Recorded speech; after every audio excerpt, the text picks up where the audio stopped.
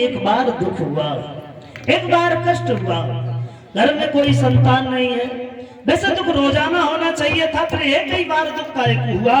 अगर एक बार दुख हुआ फिर वो बार कौन सा था? एक बार ऐसा हुआ कि दशरथ वन में शिकार खेलने के लिए गए, और वन में शिकार खेलने के लिए जब गए हैं एक हिरण का पीछा करने लगे। वो हिरण इतना मायावी था, कहीं आंखों से ओझल हो जाता था तो कहीं दिखाई देने लगता था। काफी दूर जब वन में पहुंच गया वो हिरण तो खड़ा हो गया, और खड़ा होने के बाद में आवाज लगाई, दशरथ तुम हमें मारना चाहते हो लेकिन मार नहीं पाओगे। बोले क्यों नहीं मार पाएंगे? कहा इसलिए नहीं मार पाओगे क्योंकि हमें ब्रह्मा जी से वरदान मिला है। क्या वरदान मिला है? तो बोले सुनो, अरे जाना जाके सुना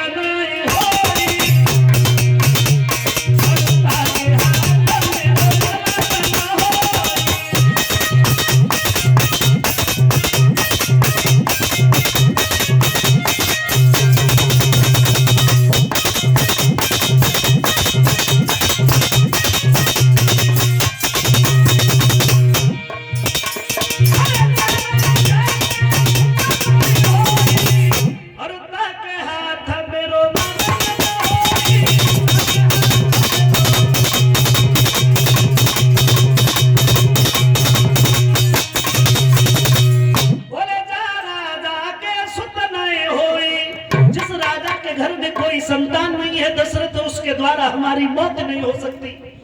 जो ऐसे वचन सुने तो दशरथ बड़े दुखी उदास होकर के वापस चले आए, और वापस आए ही गुरु वशिष्ठ के पास पहुंचे।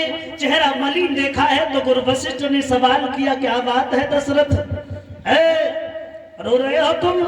क्यों रोए? अगर राजा ही रोने लगेगा तो प्रजा के आंसू फिर कौन पहुंचेगा? अगर कोई बात है तो आप हमें बताओ।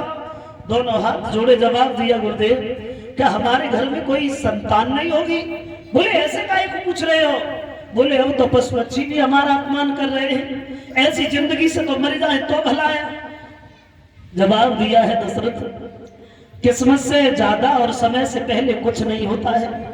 तुम्हारे घर में संतान होगी, वे एक नहीं होगी, चार चार पुत्र पैदा होंगे।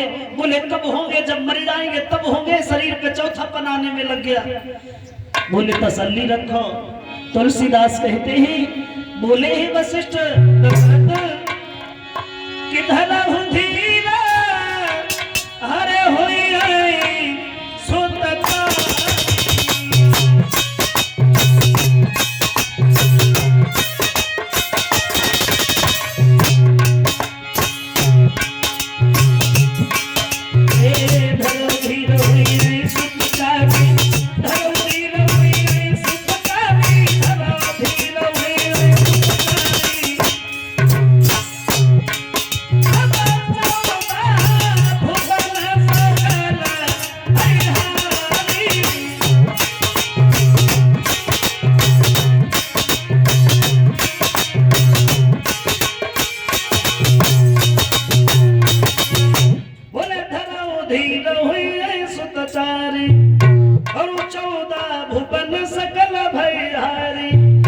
तुम्हारे घर में चार चार पुत्र पैदा होंगे दशरथ, तसल्ली रखो। तुम्हें क्या लगता है कि तुम्हारा वंश यहीं पे समाप्त हो जाएगा? ऐसा नहीं है। अरे चलने वाली है वंश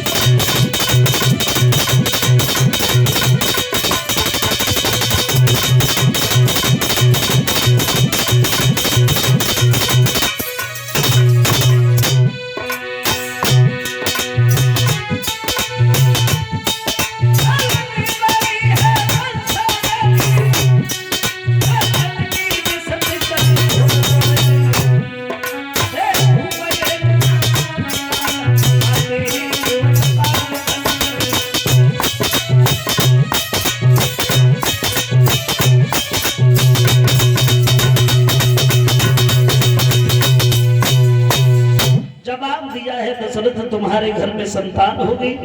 और ऐसा नहीं है कि एक तुम्हारे घर में 4-4 पुत्र पैदा होंगे।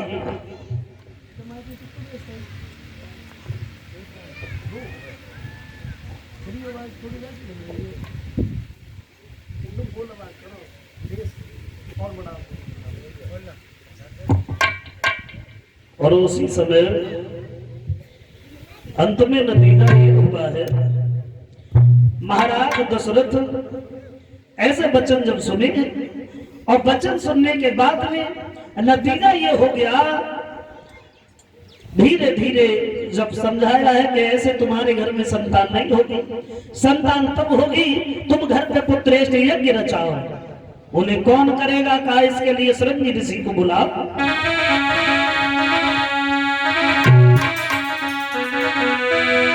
श्रृंगी ऋषि बसे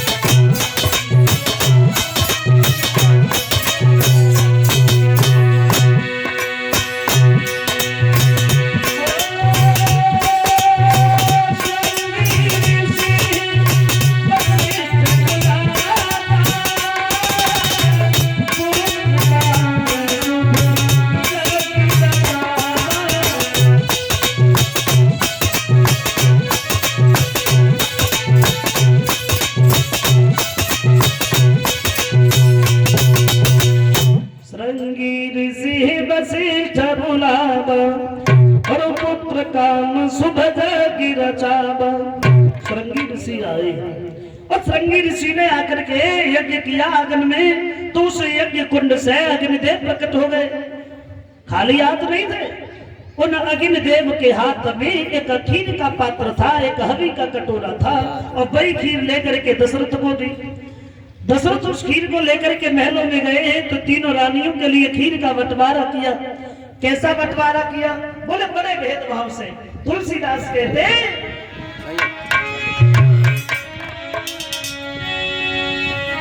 कि दरधि भागा और कौशल्य ही दीना, और जो भई भागा आधे चरकी।